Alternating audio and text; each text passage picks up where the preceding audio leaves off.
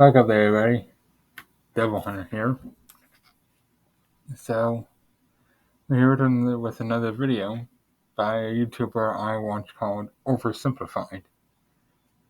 If you watch him already, you know his style of making videos. If you've never heard of him, here's the overall gist. He's basically what amounts to a YouTube historian. His videos range from either historical figures into historical wars, the majority being historical wars.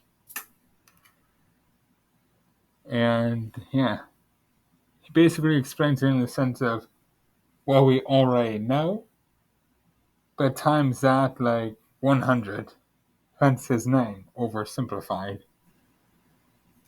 while also adding stuff you may have not known.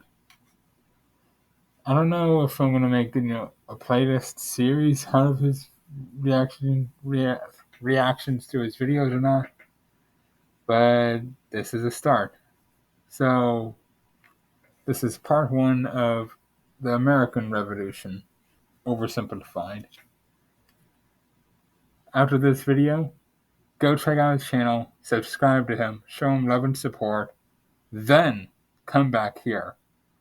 Subscribe, like, comment, ring that bell notification, share.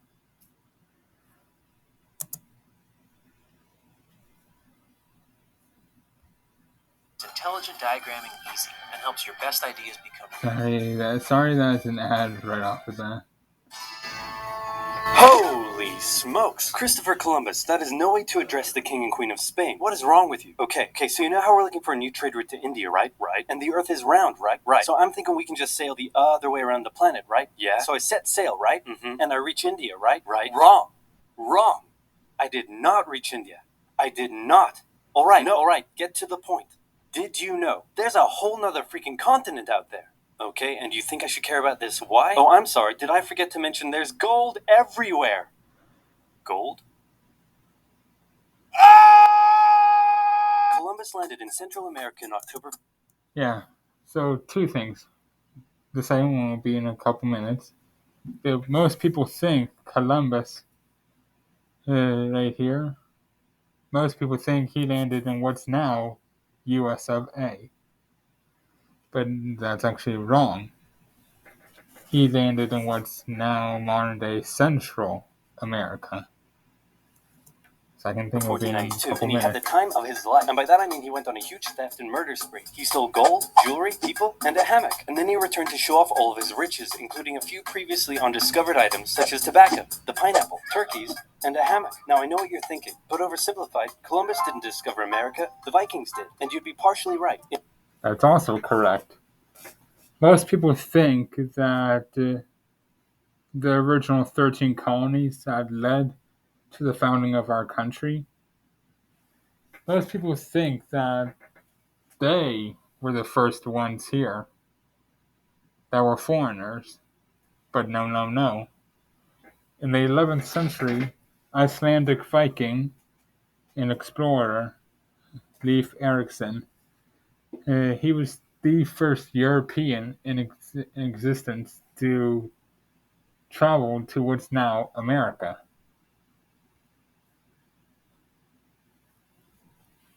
That was in the year 1001. He died 20 years later in the year 1020. And he landed in what's now modern day Minnesota. Hence why in that state there's a huge Nordic culture there. Fun fact, I actually have Nordic ancestry on my German side. So let's hope that it's enough that I can consider myself a Nord.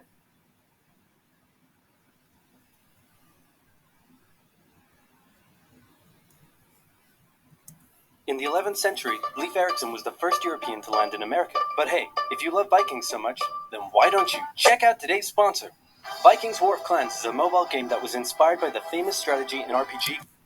So even though it looked like he landed in Canada just there, it's because they technically went through what's now modern-day Canada when there was more river and less land.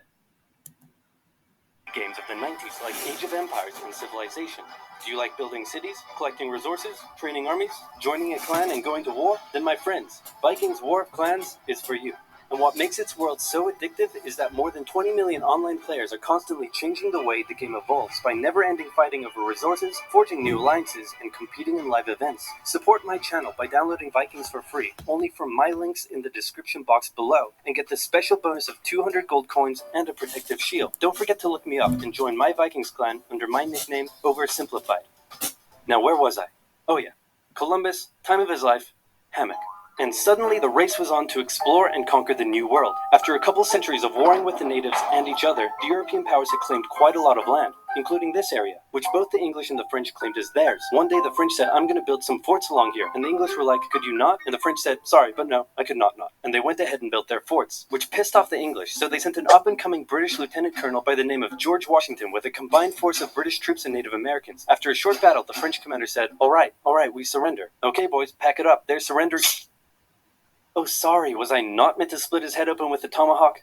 Don't worry, it's not like this will start a 7-year-long major global conflict. And what happened next was a 7-year-long major global conflict, which Great Britain won. At the peace negotiations, Spain gave up Florida, while France gave up all of its territories in North America. But Britain's victory came at a cost, a £60 million cost. They were now broke, in a lot of debt, and had to come up with some way to repay it. So they went to the colonies and said, okay, listen up. So a huge part of the war was spent protecting you from the French, and now we have no money because of it. So I'm not sure what you're saying here. Okay, so we spent a lot of money protecting you from the French, right? Right. And now we're broke. That certainly is a pickle. Listen to me. We spent all of our money protecting you, and now we need money. If you really think about it, Can you please pay us back some... Us Americans, our revolution is technically just based on the fact we refused to pay Britain back for them being our protection in the war against the French. Think about it for a minute.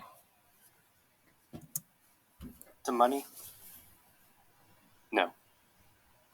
Okay, we're just going to go ahead and tax you. In 1764, Britain introduced the Sugar Act, forcing the colonists to import sugar and molasses exclusively from the British and to pay duties on them. Then a year later, they introduced the extremely controversial Stamp Act, and it worked a little something like this. Hello, shopkeep. Hello, Mr. Bungleberry. Here's the deed for your new shack. Stamp. That'll be 3 pence, please.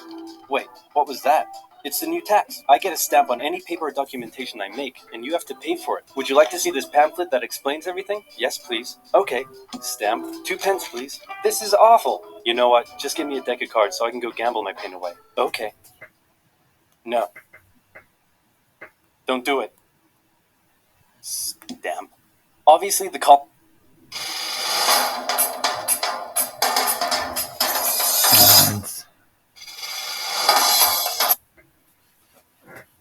were like, hey my dudes, this new tax legislation right here, this is BS. Until now they had enjoyed relative freedom to rule themselves, and now suddenly Britain was asserting its control. They were especially unhappy because they didn't have any representatives in the parliament that was levying taxes on them. So they protested. Orators gave fiery speeches. British goods were boycotted, and anyone loyal to the British found themselves increasingly harassed. The whole thing actually began to take quite a toll on British business, and after just a couple years, the British were forced to repeal the Stamp Act. But we still desperately need money. What should we do? We could try taxing the colonies. Great idea. Wait, didn't we literally just try that and it failed miserably? Man, look at me. I look fabulous. Have you ever seen such a handsome boy? No siree, Georgie. No way. You're the handsomest, smartest, most popular king that ever lived, and everybody likes you. You're doing such a good job. Your Majesty? Oh, you're still here.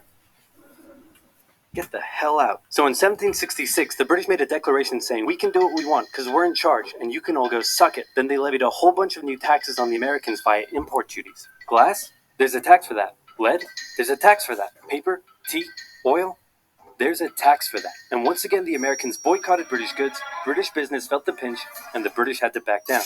Alright, this is ridiculous. They're my colonies, and I have to be able to assert my control. Repeal all the new taxes except for the one on tea. Also send 1,000 troops to Boston to take control. Oh, and make the colonists pay for them. And as British troops arrived, the tension in Boston was palpable. You could cut it with a knife. and it was all about to come to a head. On March 5th, a band of local patriots began heckling a British guard at the customs house. More and more Americans joined in the heckling, while more British troops turned up in support of their comrade. Snowballs were thrown at the British. The snowballs turned to rocks, the rocks to oyster shells. The soldiers, outnumbered, panicked. One thing leads to another, and you can see where this is going. 5 civilians were killed. The Patriot press throughout the colonies declared the Boston Massacre an unwarranted crime committed against the people of Boston by the cruel British. So, fun fact. The original piece of this artwork was actually made by the legendary Paul Revere, who started out as a silversmith during this point of time. Declared the Boston Massacre an unwarranted crime committed against the people of Boston by the cruel British, and the anger continued to grow. A British revenue schooner that ran aground in Rhode Island was burned by the locals. When it came to light that the governor of Massachusetts supported the suppression of the colonists, his house was burned by the locals. And next, the colonists would set their sights on the remaining tax on tea. On December 16, 1773, a band of patriots known as the Sons of Liberty, disguised themselves as Native Americans, marched down to Boston Harbor, boarded a British merchant ship loaded with tea, and in front of thousands of spectators, threw nearly 10,000 pounds worth of tea overboard. The British were disgusted, and they punished Massachusetts with a vengeance. They dissolved its General Assembly, revoked their charter, and sent 3,000 more troops to occupy the city, meaning Boston and Massachusetts were now essentially under the direct rule of Great Britain. And oh boy, were the people pissed. The other colonies saw what was happening and worried they might be next, so they called a brain trust to decide what to do.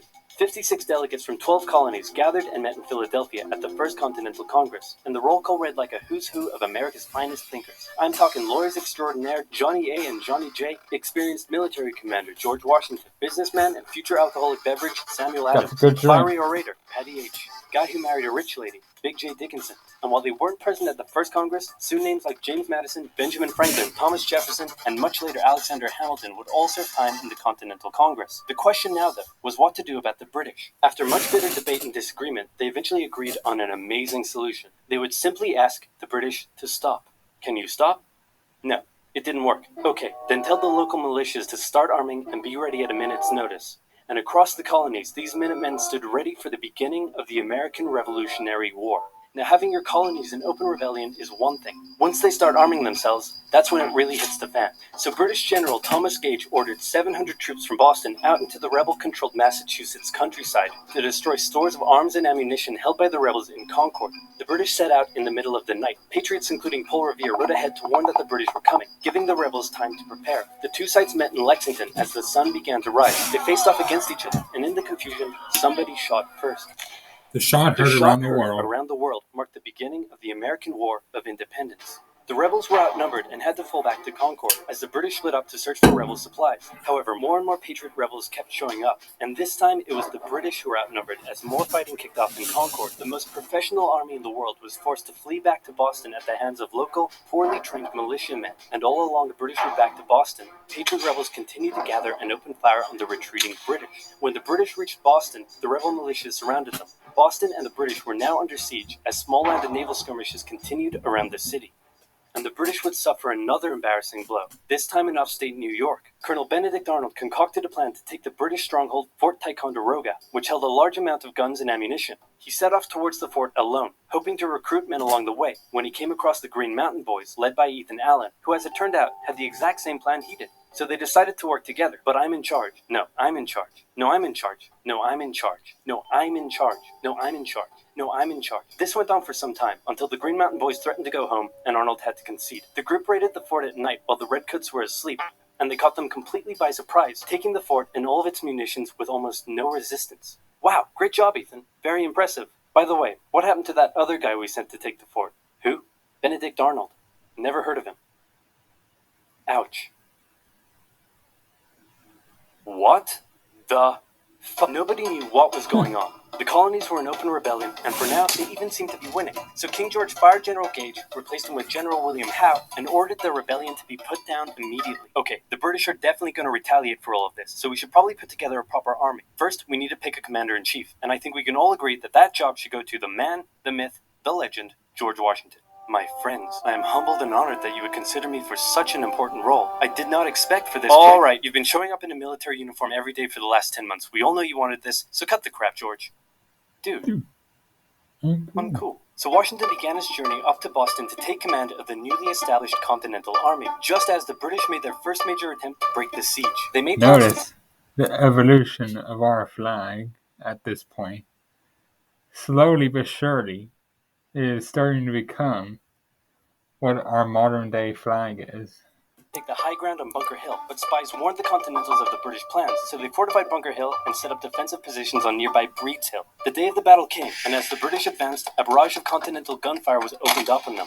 Twice they tried to climb the hill, twice they were pushed back. The battle lasted 3 hours until the Continentals finally ran out of ammunition and had to retreat, allowing the British to take the hill. While technically a British victory, they suffered nearly 1,000 casualties to the Continentals' 400. The colonists showed the British that this wasn't just a rebellion, it was war, and they were ready for it. But one thing they weren't sure about was why they were fighting. While some radicals were starting to throw around the I word, most hoped to eventually repair their relationship with Great Britain. So they sent a letter to King George saying, "Hey man, looks like things aren't going your way. Remove the taxes and let's be friends? I'm gonna kick your ass. Send that to the colonies. Your Majesty, your handwriting is terrible. Are you sure? Just do it." What does it say? He's gonna lick my... Gross. So many goddamn mad. I'm sorry I'm talking so much, but I'm trying to find ways to avoid the occasional copyright So for the remainder of the year, small engagements continued to occur around the colonies. The British burned down the towns of Falmouth, Massachusetts and Norfolk, Virginia as revenge for earlier anti-British incidents. These actions played right into the hands of patriot propaganda. Overseas, the British were seen as brutes, and the French and Spanish would soon begin sending supplies to the rebel so here's the thing.